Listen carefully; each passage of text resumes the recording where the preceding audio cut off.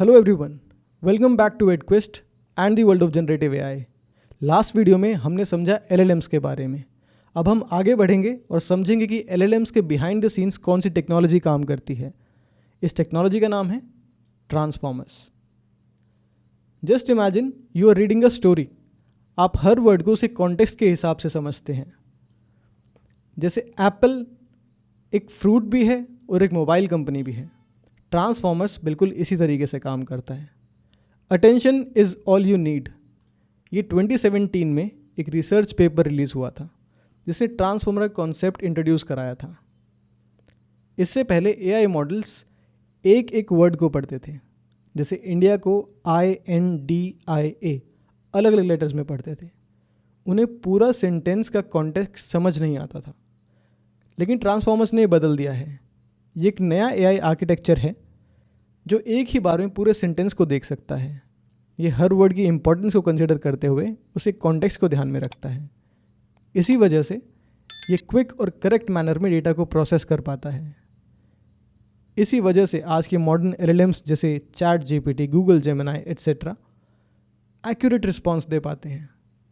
वो पूरे सेंटेंस को एक साथ देखते हैं, उसका कॉन्टेक्स्ट समझते हैं और फिर नया कंटेंट जनरेट करके देते हैं। ट्रांसफॉर्मर्स मेनली दो टाइप्स का होता है। First is encoder and second is decoder. So transformers को बेटर वे में अंडरस्टैंड करने के लिए हम इसे कंपोनेंट्स को जानते हैं। Just imagine you have asked a question from AI. Firstly वो क्वेश्चन इनकोडर के पास जाता है। इनकोडर का काम है आपके पूरे क्वेश्चन को समझना।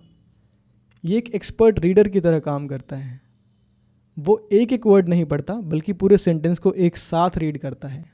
वो हर वर्ड और उसके आसपास के कॉन्टेक्स्ट को भी समझता है। तो इस तरीके से आप इनपुट देते हैं एनकोडर को। ये एक रिच न्यूमेरिकल रिप्रेजेंटेशन जनरेट करता है जो कि आप एक डिटेल्ड समरी की तरह भी समझ सकते हैं। और ये समरी फॉरवर्ड की जाती है डिकोडर को एज स्टेट। अब डिकोडर का काम क्या है? डिकोडर एक स्मार्ट राइटर की तरह है। वो एनकोडर से मिली हुई समरी को पढ़ता है और उसे यूज़ करके इवेंचुअली आपके क्वेश्चन का आंसर जनरेट करता है। वो पहला वर्ड जनरेट करता है, फिर दूसरा वर्ड जनरेट करने के लिए पहले वर्ड को यूज़ करता है और इसी तरह से पूरा आंसर जनरेट होता है। वो पूरे कॉन्टेक्स्ट को ध्यान में रखता है जो उसने एनकोडर से लिया है। So in simpler words, encoder is something that takes an input and decoder is something that gives the output from the help of the input that is taken from encoder। इस तरीके से encoder और decoder काम करते हैं जो कि मिलके ट्रांसफॉर्मर्स बनाते हैं। Thank you. See you in the next video.